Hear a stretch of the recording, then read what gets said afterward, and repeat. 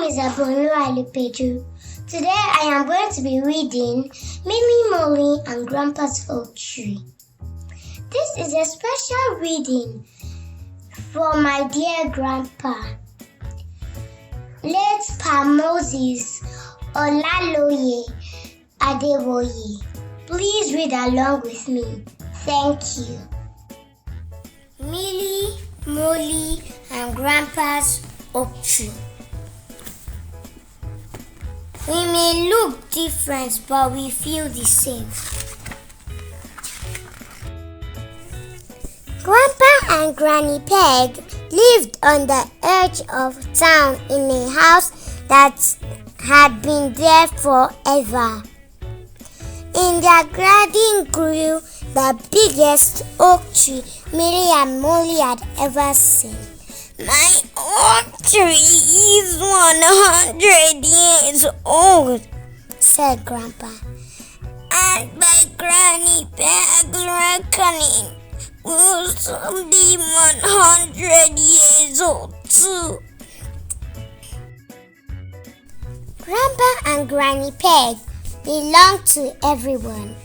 Everyone had enjoyed a pot of strawberry jam from Granny Pegg's pantry, and everyone's woodshed had been given a barrel of Grandpa's firewood during moments of hardship. Everyone, especially Millie and Molly, loved Grandpa and Granny Pegg. One day, Grandpa woke up after a good night's sleep and still felt sleepy. Millie and Molly were very surprised to find him still in bed on a sunny day. When Granny Pegg suggested they fetch Dr. Smiley, they ran as fast as their little legs would take them. Now there's nothing to worry about, Dr. Smiley comforted Granny Pegg. Grandpa is wearing out. It's time he went a little slower. When Granny Pegg went back to her kitchen, Dr. Smiley kindly said to Grandpa, "You must prepare for Granny Pegg's future. You might not see another winter, but she could live to be 100. Grandpa leapt out of bed.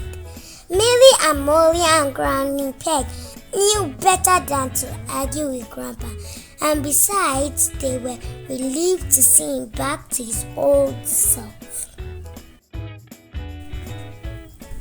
By the end of the day, Grandpa's woodshed was full of firewood, and Millie and Molly had made a stack of all the small bits for kindling.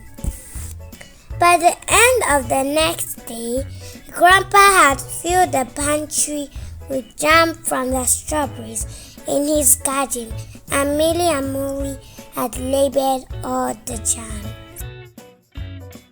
The day after, all the pumpkins were in tidy rows. While Grandpa stacked the top shelf, Millie and Molly stacked the bottom shelf. And the day after that, Grandpa had bagged all his potatoes and given Millie and Molly each a pocket full of little ones to take home for their dinner. The next day, Millie and Molly found Grandpa sitting under his oak tree with a basket full of acorns. "Look," he said, "who will believe that this little fella could grow into a mighty oak tree? Can we plant acorns in our gardens?" Millie and Molly asked. "You certainly can," said Grandpa.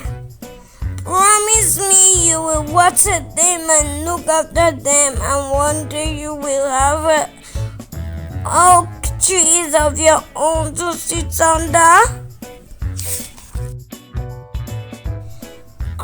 Grandpa had one last chore to do before he hopped into bed. He wrote, "My dear Granny Pegg, there are enough pumpkins, potatoes, and firewood to last you until you are 100. And there's enough strawberry jam for everybody. Please put me under the oak tree and I will wait for you there. Love from Grandpa." The next morning, he had gone. One day, a town planner came to visit. "Granny Pegg," he said, "the town would like to cut down the tree and move your house to make way for a new highway."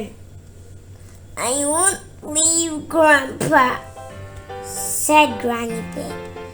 "You can go too," said the town planner. "Oh no, he can't," said Granny Pegg. "He's waiting for me under the oak tree." Fortunately, the town planner was a tree lover.